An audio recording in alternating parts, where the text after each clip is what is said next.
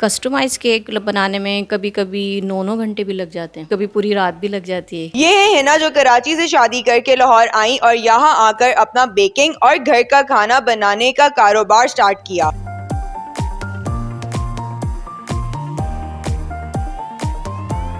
ये माहाना कितना कमा लेती हैं और इनके खाने और केक्स की कितनी डिमांड है, जानिए इस वीडियो में। नित नए और मजेदार खानों की बेहतरीन मालूमात के लिए Urdu point food channel subscribe कीजिए और बेल आइकॉन पर क्लिक कीजिए ताकि आप हमारे वीडियोस बर वक्त देख सकें। आपने ये बिजनेस आइडिया कब जनरेट किया और कैसे जनरेट किया? क्या सोच के आपने केक बनाना स्टार्ट किया? शौक़ था मुझे बहुत, मतलब अर्ली एज से ही शौक़ था। तो फिर जब तो इतनी सहूलतें वगैरह भी नहीं थी जब मैं छोटी थी, लेकिन फिर उसके बाद जब आहिस्ता आहिस्ता मैंने देखा कि मेरे हाथ में एक हुनर है तो मैं उसको इस्तेमाल कर सकती हूँ। उससे फिर अर्निंग भी ठीक ठाक है, क्योंकि हर कोई इस तरह के प्रोफेशनल में आता नहीं है, बहुत कम लोग इस तरह से आते हैं। तो फिर मैंने सोचा कि इसी को मैं फिर अपना करके स्टार्ट करूँ। तो फिर मैंने तकरीबन 15-16 साल हो गए थे करते हुए, लेकिन प्रोफेशनली जो स्टार्ट किया वो 7-8 साल से। और जब से कोरोना की सिचुएशन बनी ना, उसके बाद से फिर मैंने ज़्यादा किया, क्योंकि लोगों को ऑनलाइन हर चीज़ घर बैठे चाहिए होती थी, लोगों का निकलना बंद हुआ था। तो फिर उसमें साफ़ सुथरी और अच्छी चीज़ मिलती थी, तो लोगों ने मुझे अप्रिशिएट भी बहुत ज़्यादा किया। लोगों का भी इसमें बहुत ज़्यादा है अमल दखल कि मैं इस काम को स्टार्ट कर सकूं। आपने ये वाला काम तो स्टार्ट किया, बट इसके साथ साथ आपकी डेली बेसिस की अर्निंग कितनी होती है? डेली बेसिस का ये है कि कभी कभी माशाल्लाह 8,000, कभी डाउन तो होती है तो 5 से कम नहीं होती, 5 से ज़्यादा ही होती है हमेशा। और कभी कभी 60-70,000 भी हो जाती है मेरी, 16 to 17,000 पर डे ये भी हो जाती है। ऑर्डर पे डिपेंड करता है ना, कभी हमें बहुत बड़ा भी ऑर्डर मिल जाता है, कभी छोटा। डेली बेसिस का तो होता ही होता है कुछ ना कुछ, जैसे बिरयानी हो गई, कोई सालन हो गया, इस तरह से प्रोवाइड करना होता है ऑफिस में। सैंडविचेस हो जाते हैं, तो वो तो फिर छोटा मोटा। लेकिन अगर उन ऑफिस में कोई ओकेजन आ गया तो फिर हमारी भी इस तरह से बढ़ जाती है। अच्छा, आप मुझे ये बताएं कि आपने अपना बिजनेस जब स्टार्ट किया तो किस चीज़ से, बेसिकली क्या ऐसा आइटम था जिससे स्टार्ट किया था? फूड आइटम था, बिरयानी से मैंने स्टार्ट किया था। तो मैंने आपको बताया ना, कोरोना की जैसे भयानक सिचुएशन सबके सामने थी, लोग घरों से निकल नहीं रहे थे। तो जब मैंने अपने स्टेटस से स्टार्ट किया, व्हाट्सएप के स्टेटस से, मैंने वहाँ पे एक पोस्ट लगाई छोटी सी कि कल आपको इस तरह से बिरयानी रेडी मिलेगी। तो माशाल्लाह इतना अच्छा रिस्पॉन्स आया, इतना अच्छा आया। फिर उसी तरह लोगों को पता था शुरू से कि मैं केक भी बनाती हूँ। फिर लोगों ने आहिस्ता आहिस्ता मुझसे कहा कि चलें फिर आप केक का भी करें। फिर मैंने वो भी स्टार्ट किया। फिर मेरे साथ होती है मेरी एक पार्टनर, क्रिएशन बाय नेहा के नाम से उनका पेज भी है, उनकी भी बहुत ज़्यादा सपोर्ट थी मुझे। तो मुझे ना एक्चुअली जो ऑनलाइन का था ना, उसका मुझे कोई आइडिया नहीं था। जब मैंने अपनी ग्रेजुएशन कंप्लीट की थी ना, तो जब कंप्यूटर इतना ज़्यादा नहीं था, वो हमारे बाद ही आया जो भी आया। आपकी क्वालिफिकेशन ग्रेजुएशन है, लेकिन जिस सन में मैंने किया था उस सन में नहीं था कंप्यूटर, उसके बारे में कोई अवेयरनेस नहीं थी। तो इस चीज़ में मैं थोड़ा पीछे थी। फिर अल्हम्दुलिल्लाह अल्लाह ताला ने नेहा से इस तरह से मिलाया कि वो माशाल्लाह इस चीज़ की मास्टर्स हैं, सॉफ्टवेयर इंजीनियर हैं। तो उन्होंने कहा कि ठीक है, मैं आपके साथ मिलके ना मैं स्टार्ट करवाती हूँ। तो अब जितने भी ऑनलाइन ऑर्डर्स वगैरह होते हैं ना, सारे वही डन करती हैं, वही देखती हैं। अच्छा, ऑर्डर्स आप लोग फूड पांडा डिलीवरी के या किसी राइडर के थ्रू नहीं डिलीवर करते, आप लोग ऑनलाइन भी लेते हो?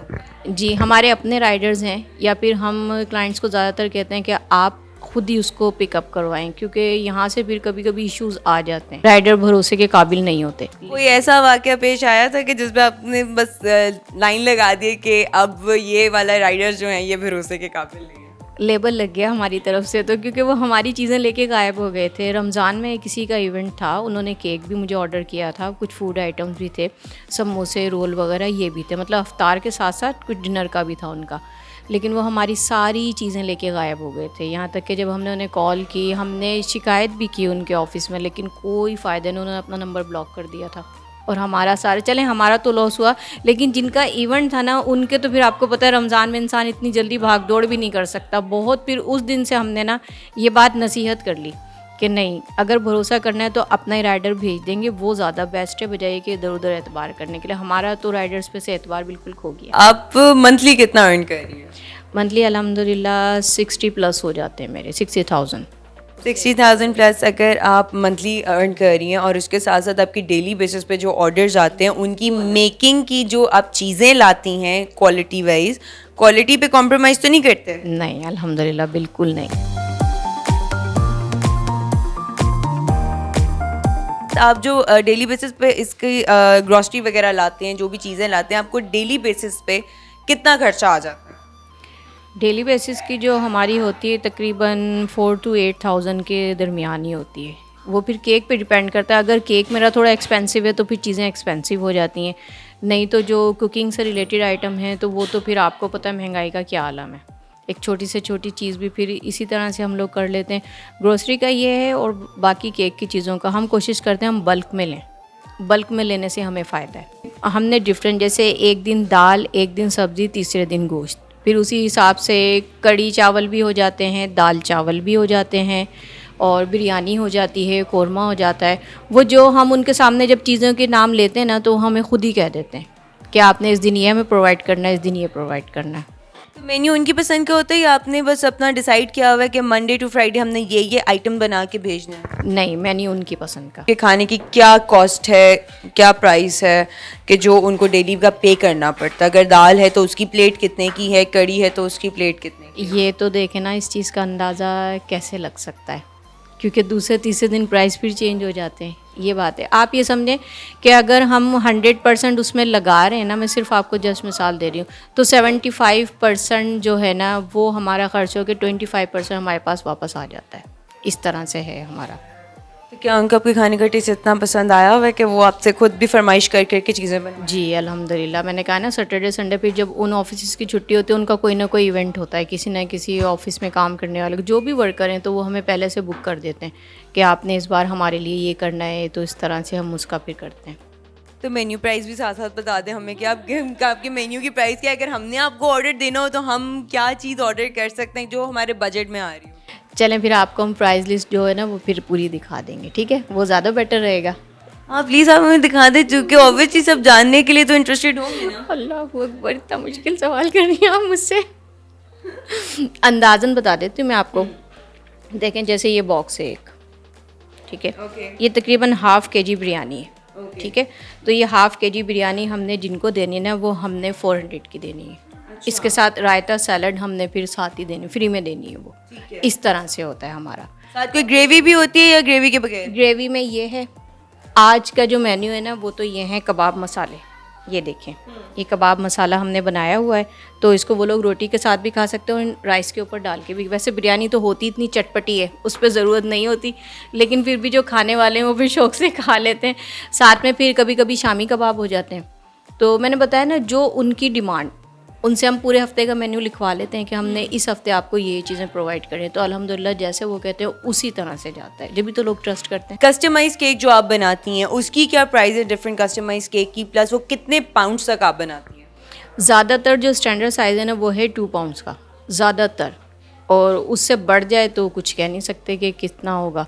और आजकल आपने देखा होगा बेंटो केक, उसका बहुत ज़्यादा ट्रेंड है। जैसे कि ये लगे हुए ना मेरे इस पिक्चर में, कप केक के साथ बेंटो केक भी बनाए हुए थे, तो इसका बहुत ज़्यादा ट्रेंड है। लोग कहते हैं कि वही जायका हम छोटी चीज़ में चख के ना तो फिर अंदाज़ा कर लेते हैं।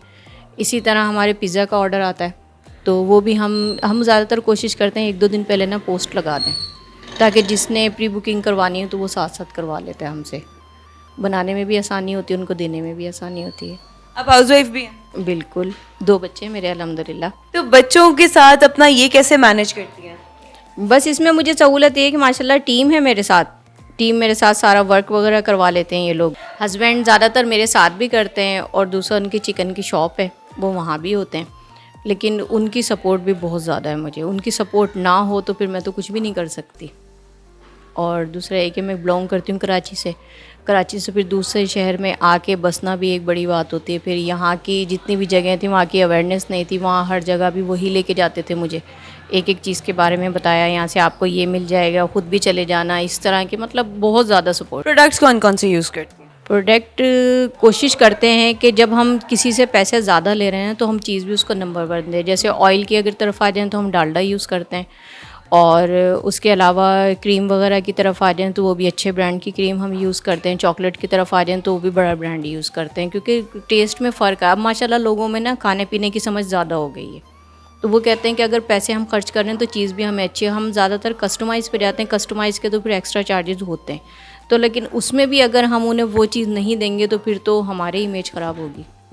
तो केक आपको बनाने में ओवरऑल कितना टाइम लगता है, वो भी कस्टमाइज केक? कस्टमाइज़ केक बनाने में कभी कभी 9 घंटे भी लग जाते हैं, कभी कभी पूरी रात भी लग जाती है। जैसे फॉन्डेंट के जो केक होते हैं ना, उनके कुछ टॉपर्स ऐसे होते हैं जो हमें रात भर ड्राई भी करने होते हैं। तो जैसे हमने अगले दिन बनाया तो फिर उसको नेक्स्ट डे हमने इस तरह से करना होता है। टाइम तो उसमें लगता है मतलब कि ये बहुत टाइम टेकिंग है। कभी आज तक किसी कस्टमर से आपको कोई कंप्लेंट आई हो कि आपका खाना मज़े का नहीं है, केक अच्छा नहीं? नहीं, अल्हम्दुलिल्लाह आज तक तो ऐसा नहीं हुआ। मैं बिल्कुल मानती हूँ इनकी तारीफ़ ही होती होगी, क्योंकि अभी भी मैंने इनको एक केक बनाते हुए भी देखा जो इन्होंने अभी अभी बना के हमारे सामने रखा है। ना ये क्वालिटी पे कॉम्प्रोमाइज़ करते हैं और ना ही क्वांटिटी पे। तो इसी के साथ मुझे इजाज़त दीजिए, इंशाल्लाह जल्द हाजिर होंगी, तब तक के लिए अल्लाह हाफ़िज़।